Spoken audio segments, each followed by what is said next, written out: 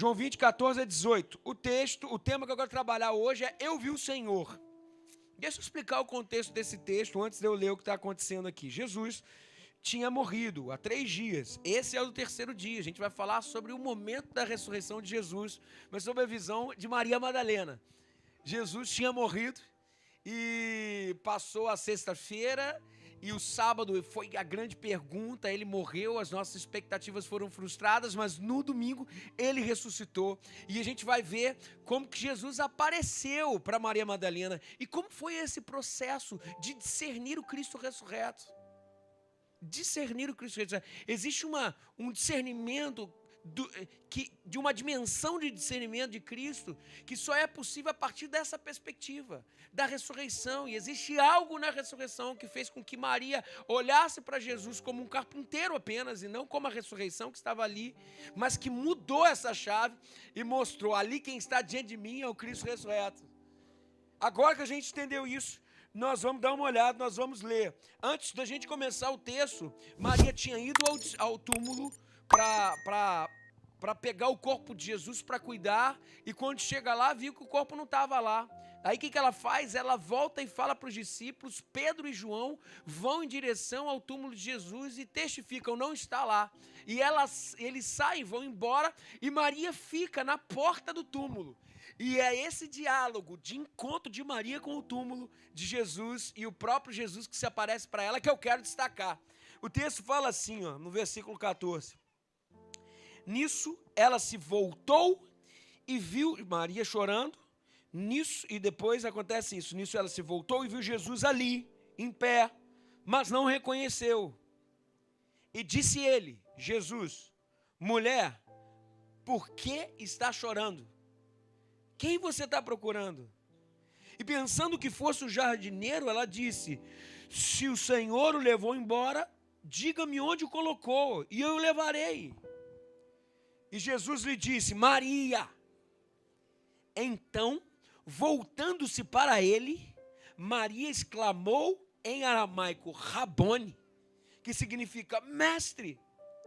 Jesus disse: não me segure, pois ainda não voltei para o Pai. Vá, porém, aos meus irmãos, os discípulos, e diga-lhes: eu estou voltando para o Pai, e o Pai de vocês, para o meu Deus, e Deus de vocês. E Maria foi, anunciou aos discípulos: eu vi o Senhor. É muito bonito, sabe? A descrição desse texto, existem vários tesouros aqui. Bom, eu quero usar Maria como referência, Maria Madalena como referência. E eu queria trabalhar a primeira metáfora que eu queria trabalhar é de uma estação de trem. Não sei se vocês sabem, existe uma estação de trem no mundo, que é a maior estação de trem do mundo, que é a estação ferrovia, não é estação, ferrovia Transiberiana, que liga 3 países, liga Rússia, Mongólia e China. Você imagina o que deve ser fazer uma viagem nesses trens? Sair de um lugar, e os testemunhos oculares dizem que essa transição, esse caminho de um lugar para o outro, se o cara sair, por exemplo, da China para a Rússia, é possível que em cada estação ele experimente uma atmosfera diferente. Na China, talvez sol. E à medida que vai caminhando em direção às próximas estações, talvez na próxima estação uma paisagem de chuva. E vai um pouquinho mais para frente, a chuva começa a se consolidar em gelo. E daqui a pouco a neve começa a cair. Quando chega em Moscou, por exemplo, está todo mundo encasacado. Cada estação dessa Transiberiana, dessa ferrovia, traz consigo uma atmosfera diferente. E o discipulado de Jesus, gente, tem essa característica também. Ele possui estações com passagens bem definidas. Talvez a transição das estações do discipulado de Jesus, que eu gosto mais, seja da própria vida da Maria Madalena. A Maria Madalena, ela ilustra bem as estações de um discipulado. Vocês lembram como começou a história de Maria? Maria era uma prostituta, uma mulher da vida. E quando ela encontrou com Jesus, Jesus nesse encontro expulsou os 7 demônios dela. O primeiro encontro, de qualquer estação de discipulado é um encontro com o próprio Cristo. E a partir dali tudo começa. E o trem do discipulado com Maria passa para um segundo estágio, passa para uma segunda estação. E ela, a partir do encontro com Jesus, ela começa a se integrar com o povo que anda com Jesus. Na verdade, ela começa a fazer parte do círculo íntimo de Jesus. Ela começa a fazer parte, inclusive, de contribuir com os seus bens, com seus recursos com Jesus. E ela senta na mesa com eles, é mais intimidade. E o trem zarpa de novo, e a próxima estação do discipulado de Maria, ela já está presente na morte de Jesus. E com a morte de Jesus, ela está lá, ela começa a participar, como todo discípulo de Jesus precisa participar, para que a dinâmica e a jornada do discipulado seja feita de forma saudável. Ela participa da morte de Jesus, ela participa do morrer com Jesus, ela participa do morrer em Jesus. A crucificação, gente, é essa estação no caminho de Jesus, do discipulado, em que a partir da morte somos crucificados para nós parecermos com Ele. Ela participou disso tudo. Mas o trem zarpa de novo e ela chega na última e derradeira estação do discipulado. Maria está aqui, nesse lugar que a gente chamou de Jardim da Ressurreição, aonde o discipulado chegou no seu limite máximo. No capítulo 20, no versículo 8, ela fala para os discípulos assim, olha, eu vi o Senhor. Essa é a estação da ressurreição. E aqui faz-se importante uma pergunta. O que acontece no discipulado de Jesus quando chegamos na última estação e encontramos com o Cristo ressurreto? O que acontece? O texto fala isso para a gente. Maria fica ali chorando na entrada do sepulcro porque tinha roubado o corpo de Jesus. Até que 2 anjos aparecem.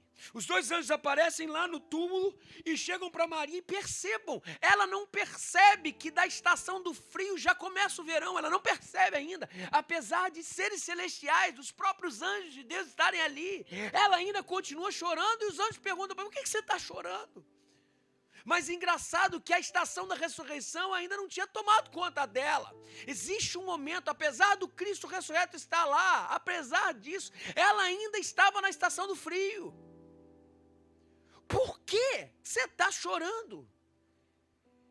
E Maria virou para aqueles anjos e falaram, roubaram o meu Senhor. Ela disse, roubaram o corpo dele. E ela se vira a partir dali e vê Jesus. Jesus estava lá, porque é diferente, presta atenção aqui, Jesus estava lá e ela confundiu o Cristo ressurreto com um jardineiro.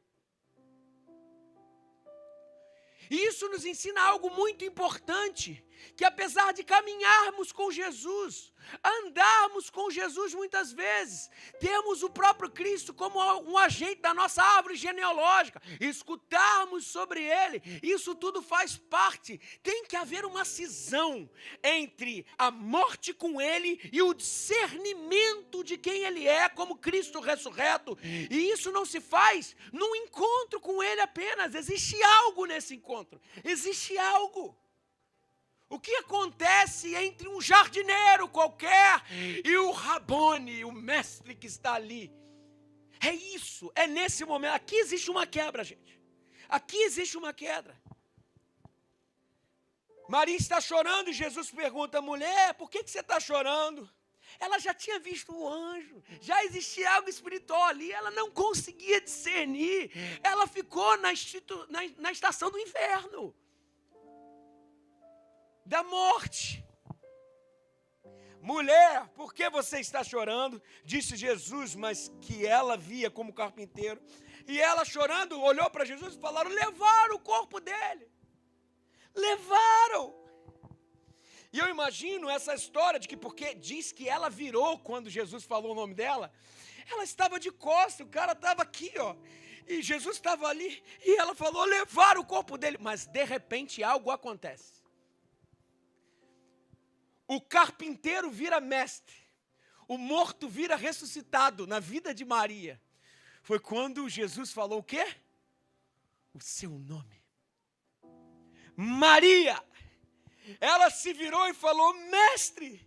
E ela ficou toda feliz com aquilo, porque ali foi discernido, algo aconteceu, o Cristo ressurreto estava à frente dela, mas Jesus falou rapidamente: não me segure, pois assim eu ainda não voltei para o Pai. E Jesus fala claramente: vá, porém, aos meus irmãos e diga-lhes: eu estou voltando para o meu Pai, o Pai de vocês, para o Pai, o Deus de vocês. E eu fiquei impressionado com isso aqui, porque Jesus claramente, depois do discernimento do Cristo ressurreto, Jesus claramente a comissiona: vá, porém aos meus irmãos, vá.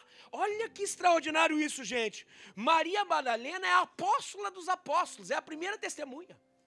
É a testemunha da ressurreição e imediatamente é comissionada pelo Cristo ressurreto para testemunhar. E Maria Madalena vai.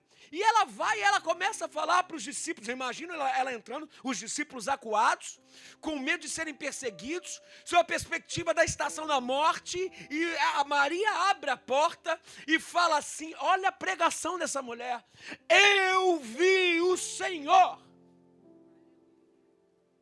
Gente, é a partir daí, justamente essa fala: eu vi o Senhor, que passamos pela última estação do discipulado, que é: se nós vimos o Senhor, nós viramos testemunha. Ele nos dá uma missão. O eu vi o Senhor nos torna necessariamente testemunhas da ressurreição. A última estação do discipulado é a missão. E o que esse texto nos ensina sobre o chamado de Cristo? E a primeira coisa que eu queria destacar para você é a seguinte: o nosso chamado é a resposta de um encontro em intimidade com o Cristo ressurreto. Olha o que diz o texto: enquanto o carpinteiro estava ali, ou o carpinteiro não, o jardineiro estava ali, mas era o Cristo ressurreto, não foi discernido, o que existia era uma relação de morte. Mas foi exatamente quando Jesus apontou o nome dela. E eu não sei, de alguma forma, Jesus devia ter uma forma de falar para Maria, sei lá, como é que ela chamava, Jesus chamava ela, provavelmente de Ninica, deve ser alguma coisa assim.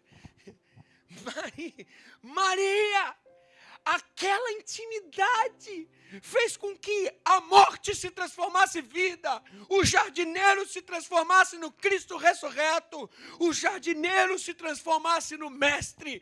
Eu vi o Senhor e tudo mudou. Ei, ninguém discerne o Cristo ressurreto sem uma experiência íntima com Ele. Maria, tudo muda. Quando Ele diz o nosso nome, tudo muda. Não tem como. Aí a gente quer abraçar, aí a gente quer celebrar, mas Ele nos lembra: está tudo muito bom, está tudo muito bem, mas olha bem aqui para mim. Vá, porém, aos seus irmãos e mostra para eles como o seu coração está pegando fogo. Ou seja, quando discernimos o Cristo ressurreto e só se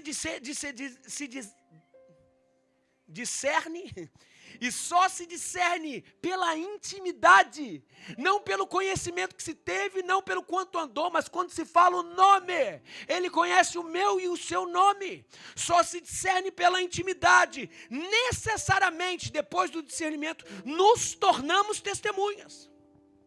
E aqui eu preciso destacar algo: da intimidade nasce necessariamente, obrigatoriamente, não diria sim, porque é uma consequência, necessariamente um chamado. Vá, Maria, não me segure, vá e diga aos meus discípulos, disse Jesus. Dizer o quê? E aqui é interessante o teor da mensagem: dizer que um monte de versículo bíblico decorado, é isso? Ou dizer o que os profetas falaram? Dizer, por exemplo, que a tradição a respeito do Messias apontava? Não, vá dizer o que você viu. Eu vi o Senhor. Quem viu se torna necessariamente uma testemunha. Não tem como ter uma missão sem antes ter visto. Toda missão começa numa relação íntima com Cristo ressurreto. Essa é a motivação, é isso que aquece a alma, é isso que faz os olhos brilharem, não é qualquer outra vantagem na vida. O único vetor que move o nosso coração a testemunhar o evangelho da graça de Deus é o fato de que Ele nos chamou pelo nome. Ele está vivo, ninguém me falou, eu vi o Senhor, Ele está vivo. Quem tem intimidade com Cristo ressurreto vira uma testemunha. Quem tem intimidade com Cristo ressurreto tem um chamado. Mataram o meu Senhor. Marta, Everton, Rafaela, Ricardo, Gleicia, quando escutamos o nome, tudo muda. A intimidade gera comissão. A intimidade gera o chamado. Vá agora então e mostra o que eu vi. A intimidade nos transforma em testemunha. A intimidade faz nascer um chamado. E aí eu preciso te perguntar: você tem sido testemunha de Cristo? Você tem cumprido o seu chamado? E aí vou te perguntar mais ainda. Vou te falar algo que talvez você não goste agora. Se a sua resposta à primeira pergunta é não, a Bíblia me credencia dizer que você ainda não teve um encontro com Cristo ressurreto. Você pode até ter encontro com a tua história, com um momento específico, mas quando Ele fala o teu nome, quando da morte Ele passa para a vida, como é que você consegue ficar calado depois disso? Tudo muda. Eu vi o Senhor, não é possível Ele nos chamar pelo nome, não saímos para gritar para o mundo. Eu vi o Senhor, não tem jeito, gente. Ele se manifestou pessoalmente a mim, não tem como ficar calado. Da intimidade com Cristo ressurreto nasce um chamado. Uma das histórias mais bonitas desse princípio da intimidade nasce um chamado, e eu chorei muito quando li. Eu tinha ouvido falar, mas fui pesquisar mais para trazer para a gente agora. Aconteceu na Alemanha do século XVIII, que iniciou-se um movimento de oração, e eles oravam por intimidade com o Senhor 24 horas. E esse movimento durou 100 anos, você imagina, 100 anos, durou 100 anos. Esse movimento foi conhecido como os morávios. Alguém já ouviu falar dos morávios aqui?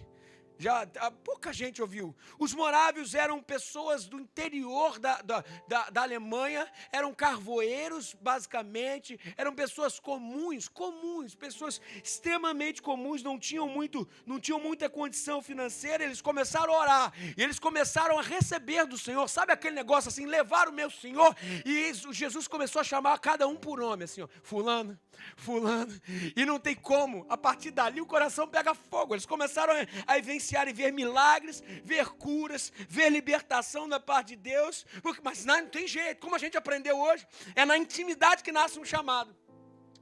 Então, se é na intimidade que nasce o chamado, foi aí que uma das histórias mais bonitas de chamado que eu pude escutar, eu vi aqui nessa história aqui, sabe?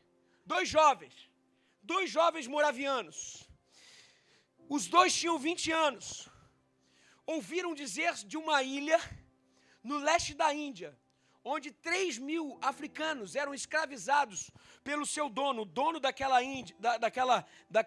ilha, um britânico, agricultor e ateu. Os jovens sentiram a dor do coração de Deus, porque o chamado começa em intimidade e ver o que dói no coração de Deus. E eles sentiram a dor no coração de Deus. E daí, aqueles jovens contactaram esse britânico e pediram para ser missionários ali naquele lugar. E aquele dono daquela ilha respondeu de forma seca: nenhum pregador vai vir para essa ilha para falar sobre coisas sem sentido. Isso talvez seria o fim para muitas pessoas que estão aqui. Para mim talvez seria o fim, sabe? Muita gente desistiria. Mas para eles foi a motivação para tomar a decisão mais difícil de suas vidas. Sabe o que eles fizeram? Eles falaram assim: como é que a gente faz para chegar até aí? Aí ele falou: a única forma de entrar nessa ilha aqui só tem uma forma, é se tornando escravo. Eles não tinham dinheiro nem para ir, sabe o que eles fizeram? Eles falaram: então nós queremos ser escravo, quanto que custa um escravo? E o cara disse o dinheiro, é tanto. Eles pegaram o dinheiro por se venderem para a escravidão, e eles pagaram a passagem de ida para eles, para nunca mais voltar. Aí o povo foi levar eles, os amigos foram levar eles no porto para irem embora. E eles abraçaram e eles começaram a chorar para o seu último adeus. E algumas pessoas chegaram e perguntaram para ele: gente, me responde antes de vocês irem. Para que vocês estão fazendo isso? Vocês nunca mais vão ver sua família. Vocês nunca mais vão ver seus amigos. Para que vocês vão viver isso? Para que vocês estão fazendo isso? Vocês vão virar escravo pro resto da vida de vocês. E eles não responderam nada. Talvez a cena mais bonita foi quando aquele barco estava zarpando, se afastando do porto, e aqueles dois jovens levantaram suas mãos como quem respondesse para quê, e declararam em alta voz: para que o cordeiro que foi imolado receba a recompensa por seu sacrifício através das nossas vidas. Eu vi o Senhor, e da intimidade com Cristo ressurreto nasce um chamado. O que deve fervor, e o que precisa acontecer é ferver a nossa alma, o nosso coração, porque Cristo está ressurreto, e Ele nos chama, vai dizer o que viu. Vai dizer o que viu. Ei, Luiz César, vai dizer o que viu. Ei, Rafael, vai dizer o que viu. Por isso, preste atenção. Aqui hoje a mensagem não é sobre um chamado. A grande apelo do Evangelho é sobre intimidade com o Pai, a ponto dele dizer o seu nome. Não tem como, gente, o chamado é uma consequência. Como que você vai fazer? Depois que você viu o Senhor, o que você vai fazer a partir daí, cara? Daí eu preciso problematizar. Se não respondemos o Evangelho com o chamado, é porque ainda não discernimos o Cristo ressurreto. Esse é o ponto. Se algo não mudou, sabe? E o nosso coração pega fogo a ponto de que nada mais faz sentido, senão o Senhor. Eu vi o Senhor, e a partir daí tudo se refaz, coração queimando, brilho nos olhos, Cristo ressurreto. A pergunta que eu preciso te fazer: você é íntimo de Deus? Você é íntimo de Deus? Você quer fazer a prova real, então? A prova real é o seguinte: você tem cumprido o chamado do Evangelho para dizer: Ele está vivo?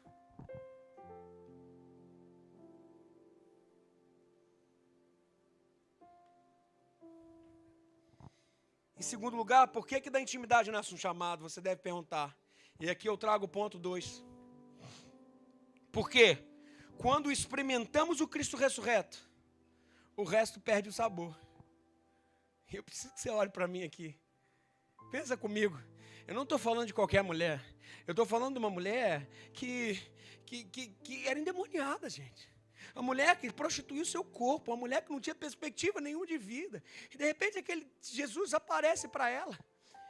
E ela veio, e depois aquele Jesus, inclusive, vai morrer, ela falou: acabou tudo. Bom, ainda não era o Cristo ressurreto, era o homem-deus, mas não o Cristo ressurreto. Até que no momento em que ela saiu da estação do discipulado, dizendo que de repente a vida dela custaria, não teria nenhum problema, ela viu Jesus morrer, ela se entregou por Jesus também da mesma forma. Acontece algo, tudo bem, eu tenho que ressignificar a minha fé, mas como assim? Daqui a pouco vem Jesus ressurreto, ela não discerne. Ela confunde com o corpo inteiro. Quantas vezes Jesus nos aparece, a gente pensa que é simplesmente o florestal lá, como é que é? O cara que estava... Jardineiro, obrigado. É que eu estou com o carpinteiro bater a porta, né? O jardineiro. Quantas vezes Jesus ressurreto nos aparece, e porque estamos na estação da morte, não conseguimos fazer a transição para a vida, o caminho, o ressurreto, até que quando a intimidade chama no momento da dor, a ressurreição, o nome fala, Maria, os olhos se abrem, as escamas se caem, a partir dali o que era morte se transformou em ressurreição. Pensa comigo, por favor, como seguir a vida normalmente depois disso, gente? Não tem como. Tudo muda. Os sabores são ressignificados. É isso que a gente precisa entender. Chamado não é peso, chamado é ressignificação de sabor. Olha para mim, Por favor, que hoje o jugo suave, o fardo leve de Jesus entre no teu coração. É porque Ele sabe teu nome, que Ele conta com você. É sabor. Gente, saca, e não tem nada a ver, eu acho que é o pior dos exemplos que eu posso dar, porque como se fosse algo amargo se transformasse bom, não é o caso. Mas aqui, saca quando você come açaí a primeira vez que tu não gosta? É mais ou menos isso. Depois tu não consegue viver sem. Porcaria, por que eu experimentei? Saca quando a gente é jovem, que a gente come os negócios, a gente acha maravilhoso, a gente vai ficando velho e vai ressignificando o sabor.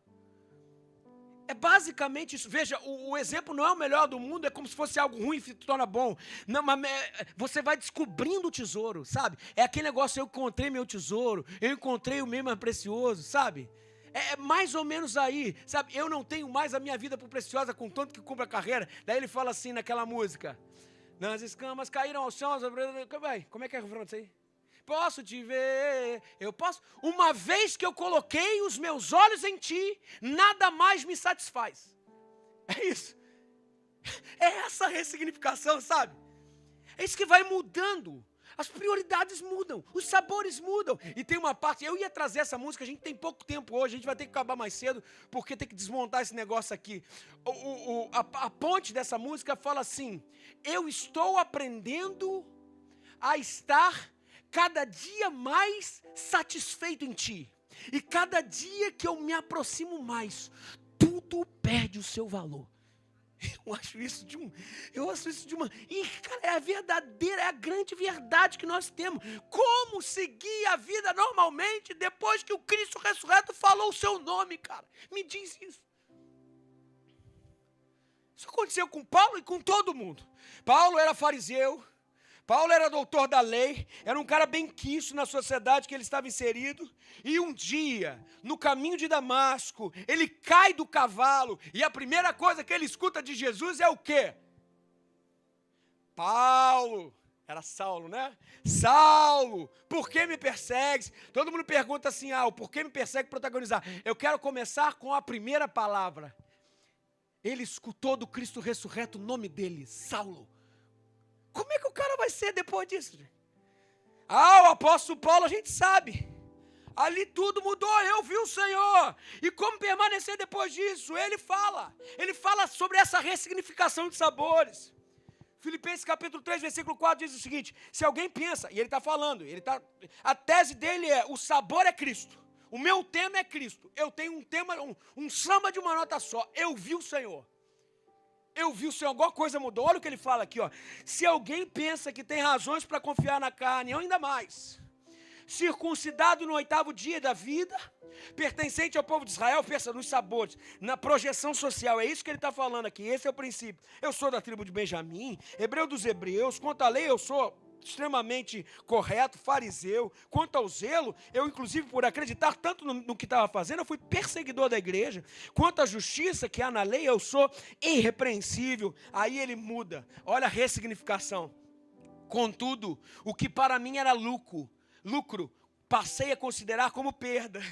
Porque um dia ele caiu do cavalo, ele escutou o nome dele da boca do Cristo ressurreto. Ele diz assim: por causa de Cristo, tudo é perda. Mais do que isso, considero tudo como perda, comparado com a suprema grandeza do conhecimento de Cristo Jesus, o meu Senhor, por quem perdi todas as coisas. E aqui ele ressignifica o seu sabor. E ele diz assim: e as considero, inclusive, não é perda, como esterco, trocando em miúdos, teca sabe, como cocô, para poder ganhar Cristo e ser encontrado nele, não tendo a minha própria justiça que procede da lei, mas a que vem por meio da fé em Cristo, a justiça que procede de Deus e se baseia na fé. E ele termina dizendo a coisa mais bonita do mundo. Veja, o sabor dele foi redirecionado, porque algo aconteceu com o Cristo ressurreto. Ele diz: quero conhecer a Cristo, e o poder da sua ressurreição, e a participação nos seus sofrimentos, tornando-me como ele na sua morte, para que de alguma forma possa alcançar a ressurreição dentre os mortos. A vitória está nele.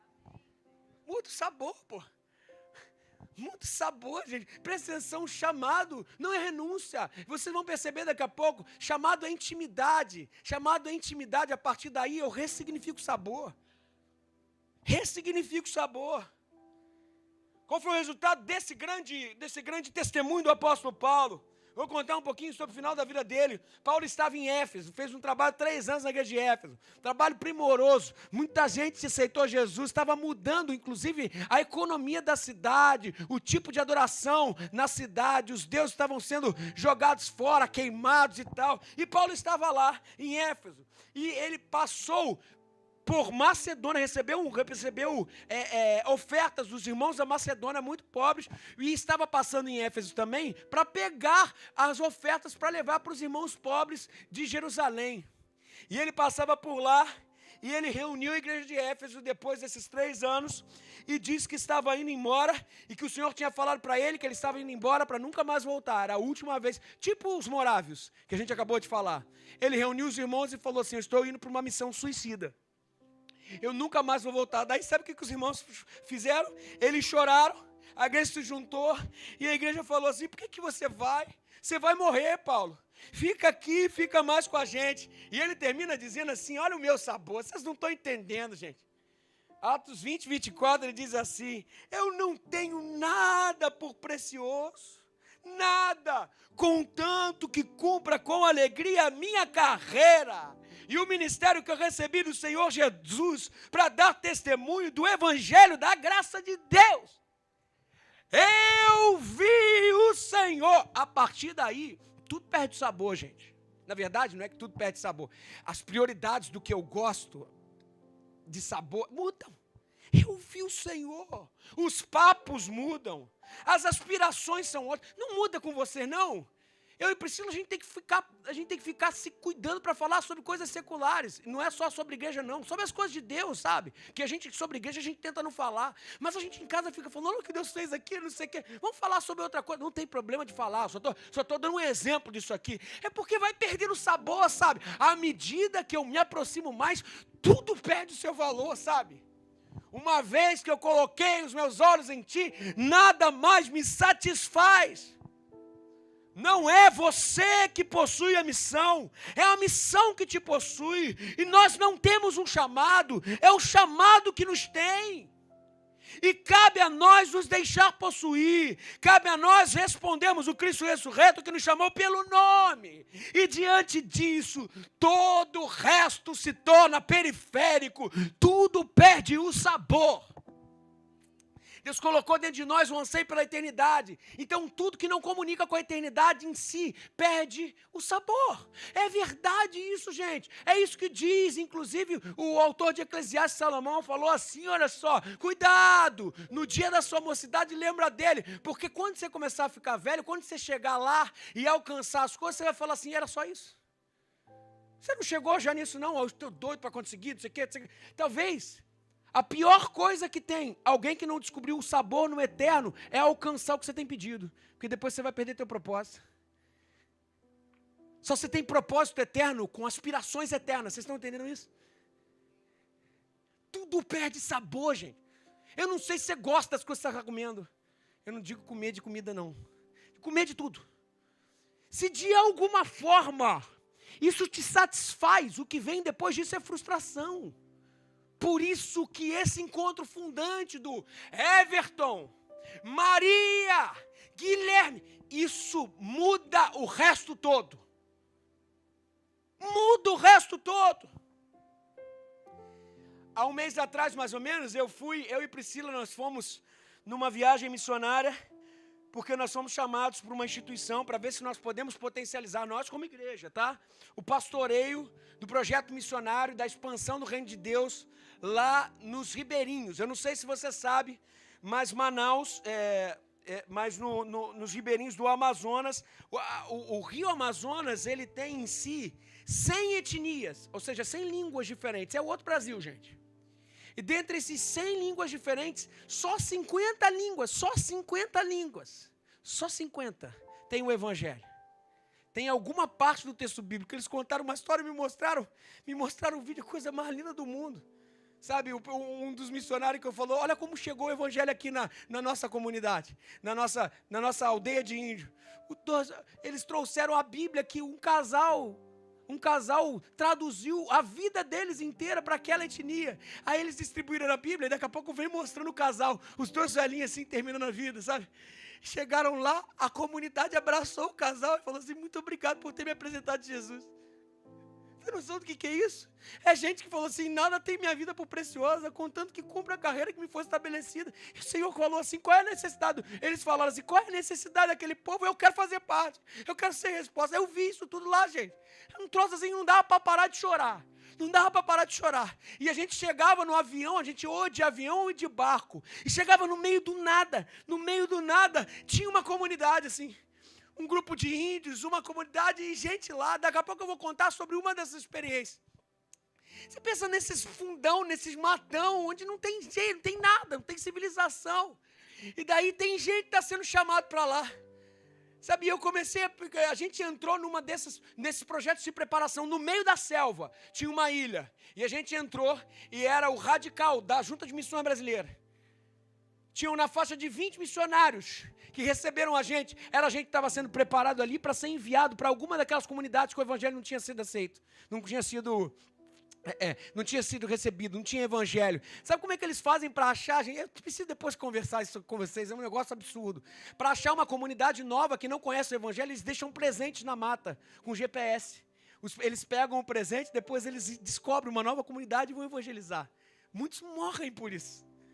É um troço assim absurdo, é outra vida, gente. Outra vida, esse negócio mesquinho nosso aqui, que, meu Deus, não tenho luz, e daí, pô? Perde totalmente sentido.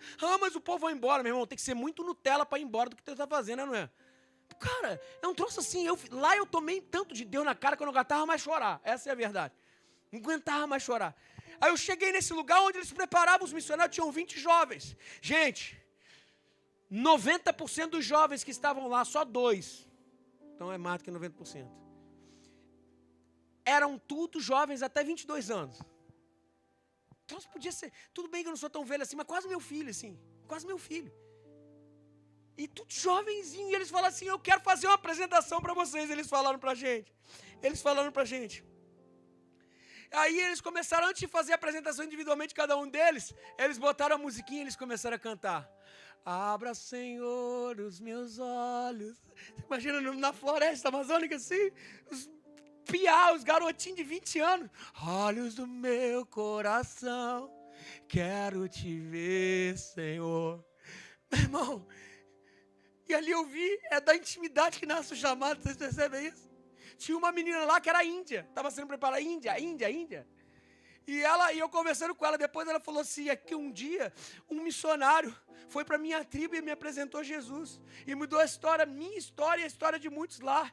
E agora eu estou vindo para cá para me preparar, para pegar o legado dele e assumir a partir dali, ganhar o meu povo para Jesus. Que coisa linda, gente.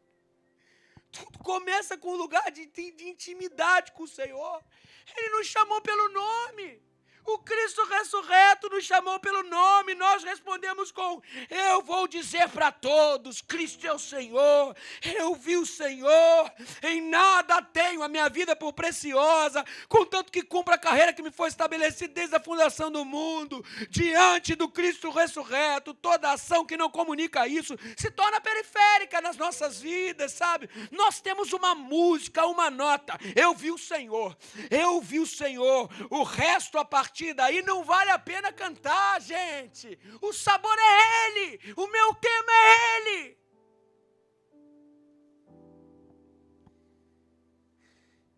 Em último lugar, quero falar sobre o que é renúncia aqui. A única renúncia que precisamos fazer é a decisão de termos intimidade com Cristo. O resto é tudo desdobramento desse chamado. Deixa eu explicar para você o que eu quero dizer com isso que eu acabei de afirmar. Tem gente que diz que chamado é assim: eu tenho chamado para tal lugar. Acontece isso, pode chamar o pessoal para visitar, o pessoal do instrumental, por favor. Sabe? Tem gente que diz que chamado nasce na renúncia. Porque um dia falou, eu renunciei tudo. Não, chamado não nasce na renúncia. Chamado nasce na intimidade. Na intimidade. E eu aprendi isso nessa viagem que a gente fez para Manaus. Gente, e uma das comunidades que a gente foi, A coisa mais linda do mundo. A gente chegava no meio da floresta amazônica, assim. Daqui a pouco tinha um grupo. E a gente parava de barco lá, teve gente que foi de avião também, e parava, e via a tribo de índios, sabe? Eles viam. E daqui a pouco que eles vinham receber a gente. Daqui a pouco no fundo é como se eu olhasse Jesus vindo, sabe? Jesus com a sua família. Era gente muito abnegada, sabe? Era família de missionário que estava chegando, que estava dedicando a vida deles lá, no matão, sabe? Aí eles chegavam assim, e aí eles iam falar comigo, a gente tão amorosa, é a gente perfeita como você, não tô exaltando. Agora, é bonito. E eu quero mostrar por que eu estou contando isso para vocês. Aí eles vinham, o cara falava, cara, esses caras, meu irmão, eu não sou digno. A gente se sente um esterco, como disse o apóstolo Paulo. Cara, eu falava assim, meu Deus do céu, olha que coisa linda. E eles mostravam, uma das coisas mais impressionantes para mim, foi que tem uma música que eu gosto muito do Marco Telly, que fala que acreditar no evangelho é isso, você sabe, você conhece? Recebemos bom tesouro. A letra é assim, ó, tá guardado aqui, nosso peito tem segredo, já se pode ver, se olhar de perto e provar da alegria que é chorar. Quem olhar para Cristo, feito num soldado, alguma coisa assim, se ancorar. Creio em quem eu creio, estou certo de que tem poder e a santa vocação que Ele nos deu. E o refrão é assim, ó, que tem a ver com o que a gente está falando aqui, ó. Acreditar no evangelho aí e caminhar seguro até sozinho, acreditar no evangelho aí e caminhar seguro sozinho.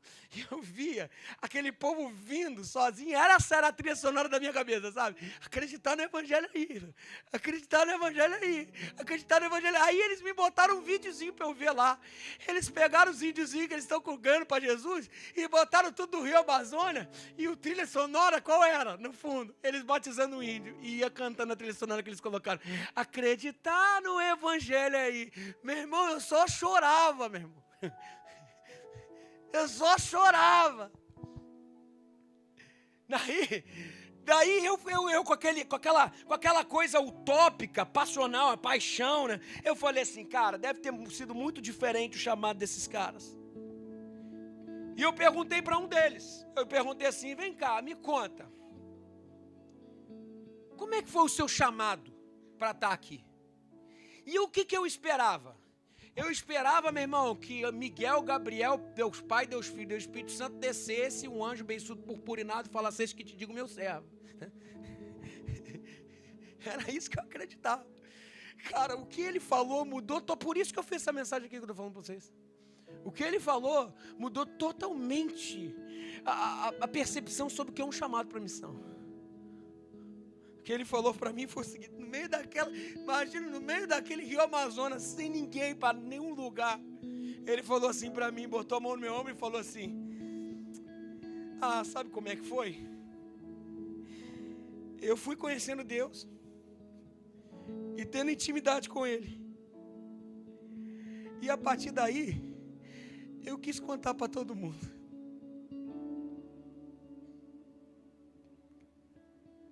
É como se escama caísse dos meus olhos, sabe? A partir daí eu fui cantar para todo mundo. A grande renúncia que a gente tem que fazer é uma renúncia ao secreto, gente. A intimidade com Deus. A partir daí, tudo é consequência. Eu quero contar para todo mundo, eu vi o Senhor. Não dá para ser o mesmo, gente. Porque eu não consigo entender quem não assume o chamado. Eu não consigo. Parece que não viu o Senhor Jesus ressurreto. Não é possível. Não é possível.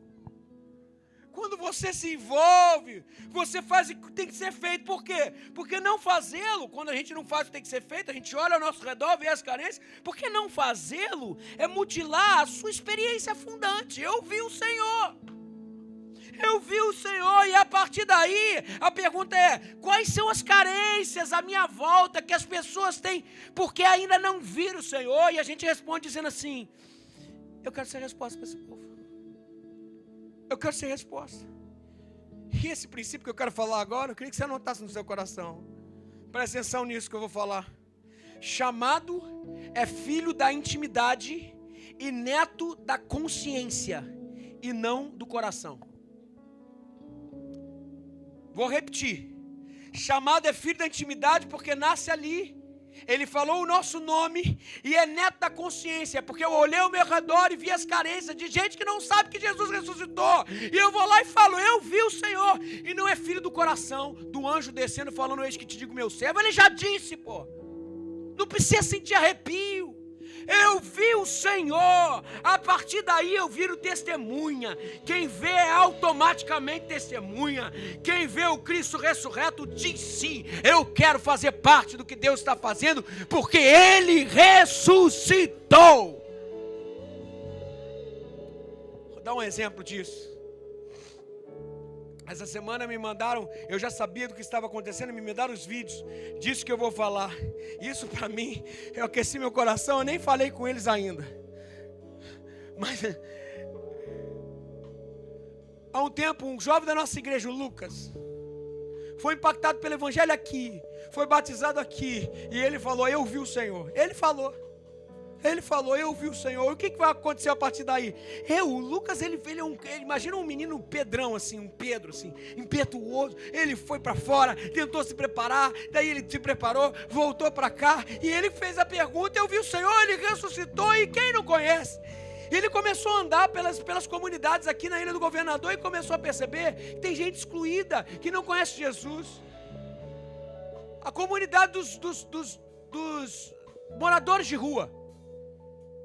E ele começou a ir lá e fazer o quê? Porque o evangelho é de forma holística. É isso que diz, inclusive, o sermão profético de Jesus em Mateus 24 e 25. Fala assim, ó, vocês têm que eu tive fome, não me deste comer, tive sede, não me deste beber, estava nu, não me vestisse. Quando que a gente não fez isso? Quando vocês não fizeram um desses pequeninos. O evangelho, ele entra de forma integral nas pessoas, eles falaram, pô, eu vou servir esse povo. Sabe o que Lucas começou a fazer? Juntou com Rafaela, daqui da igreja, que também é líder de célula, e começou a juntar e falar assim, se a gente viu o Senhor, o que a gente vai fazer? O que a gente vai fazer a partir daí? Aí eles começaram a ir lá e cuidar do povo, e eles começaram a cuidar de mais especificamente de 4, 5, e eles vão, esse povo da rua, vai domingo à noite na nossa igreja lá, e eles tomaram o primeiro passo, e eles estão cuidando, e sabe gente, é como se eles estivessem, eu imagino essa cena, Lucas e Rafa, falando assim, meu Deus, ele morreu, pegaram o corpo do meu Senhor, o que fazer? E aparece o Jesus, e que eles pensavam que era simplesmente como é que é? Jardineiro, o jardineiro não é o outro, né? O carpinteiro que bate a porta, por isso que eu estou confundindo. E eles pensaram que era o jardineiro, mas até que o momento da dor, da morte, Jesus se transformou em vida, porque o próprio Jesus falou assim, Lucas,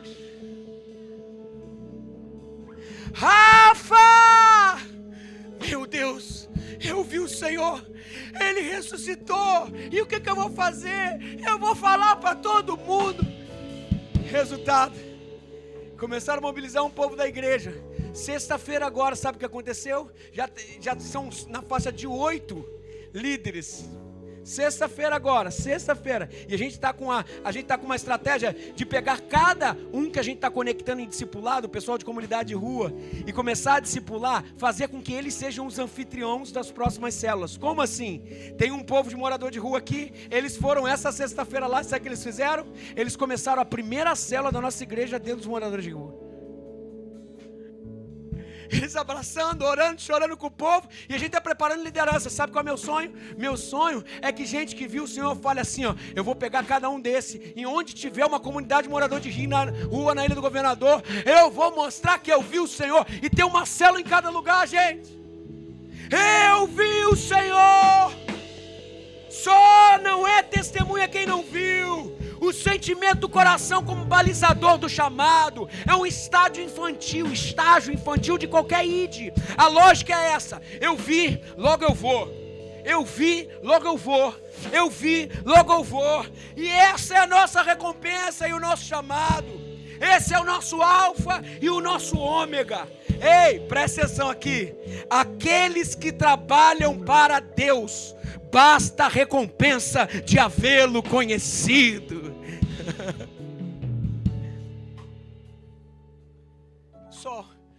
começa na intimidade. Intimidade. Você é íntimo de Deus? Quer saber se teu coração é íntimo? O chamado queima no teu peito. Se você é íntimo de Deus, você é uma testemunha, e tem que ser. E quem diz sim ao vai, diz o que eu vi, sabe? Não tem jeito, tem que ser íntimo do Senhor. Onde sua vida encontra sabor? Gente, nós estamos num momento histórico na nossa igreja, em que muita gente que viu Cristo ressurreto precisa ser testemunha para esse mundo, e principalmente agora. Olha só, gente, eu estou com medo de um negócio no meu coração.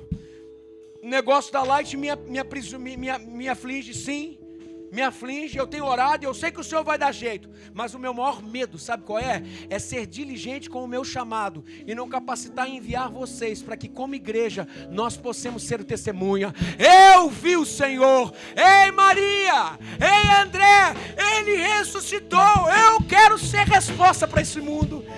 Eu vi o Senhor, eu vi o Senhor. Gente, agora eu vou abrir meu coração para vocês. Eu não sei se eu tinha expectativa muito grande, mas até agora, a adesão a liderar um grupo pequeno, 2 meses e meio através de um alfa, tem sido pouca. E por isso que eu estou fazendo essa mensagem aqui hoje. Nós vimos o Senhor. Nós vimos o Senhor. E nós temos experimentado o que Ele tem feito no nosso meio. O chamado do Senhor a mim e você hoje, essa manhã é: se eu vir, eu vou. Em nada tenho a minha vida por preciosa, contanto que cumpra a carreira que me foi estabelecido, que Ele cresça, que eu diminua. A nossa vida está nele, a nossa alegria está nele. Ele, o Cristo ressurreto, o Deus Todo-Poderoso, se manifestou a nós, e nós respondemos dizendo: Senhor, eis-me aqui, me usa. Eis-me aqui, me usa. Posso ficar de joelho? Você pode doar 2 meses e meio da sua vida para cuidar de pessoas. 2 meses e meio. Gente, tudo que nós vamos fazer agora, tudo vai ecoar em termos de resultado muito maior, porque nós temos o fator ineditismo ao nosso favor. Nós temos o fator e o tititi na Ilha do Governador ao nosso favor. E, gente, isso tudo é ferramenta de Deus para que o evangelho chegue na ponta. Mas tudo começa com o nosso sim. Nós estamos construindo uma igreja de carne e osso, enquanto se levantam tijolos. Quem enviarei? Quem há de ir por nós? Diga sim. Onde está o seu sabor? Não se preocupe com que tipo de renúncia você vai fazer. Hoje só responda com um sim à intimidade do Senhor. E o resto, o sabor. Uma vez que coloquei os meus olhos em Ti, nada mais me satisfaz. É a satisfação que é sem significado. E eu vou te dizer melhor: na presença dEle é o que? A abundância de alegria. Não pensa que se jogar nos braços do Senhor é se jogar para baixo. Nós caímos para cima. Ele é o centro. Aleluia! Eu vou construir minha vida. Você pode usar isso como teu testamento agora. Tu és meu fundamento. Eu vou confiar somente em Ti. Não vou ser abalado. Você pode falar isso?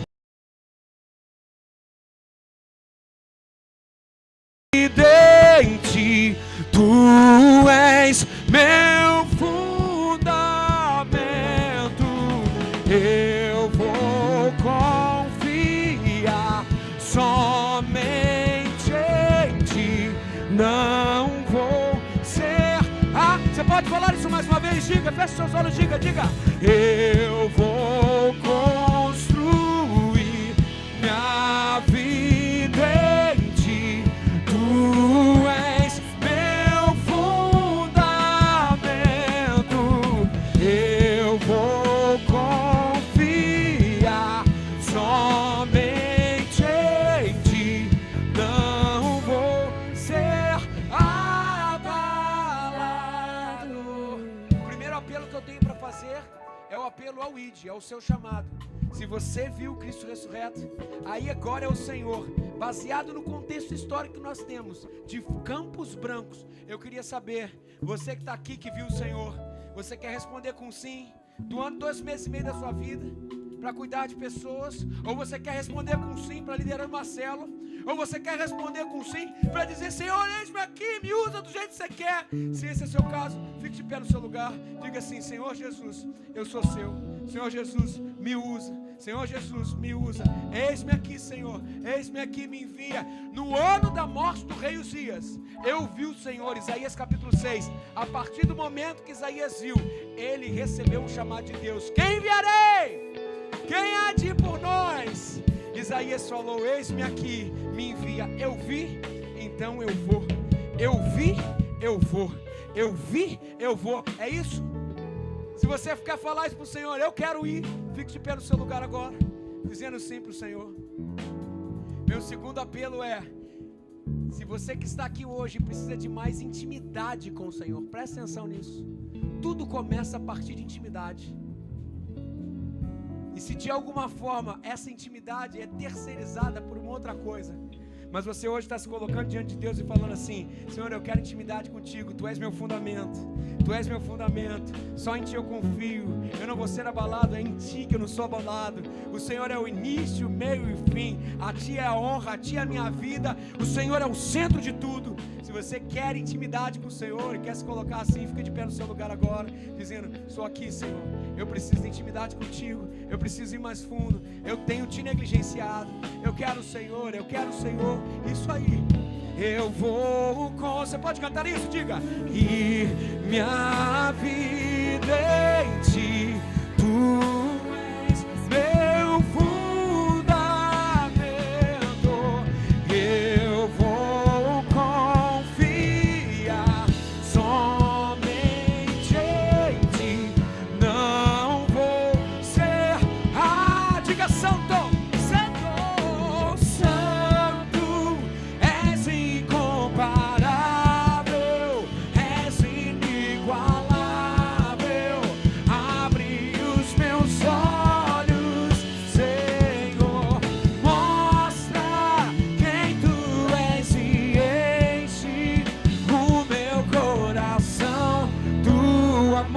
que faz mudar o mundo.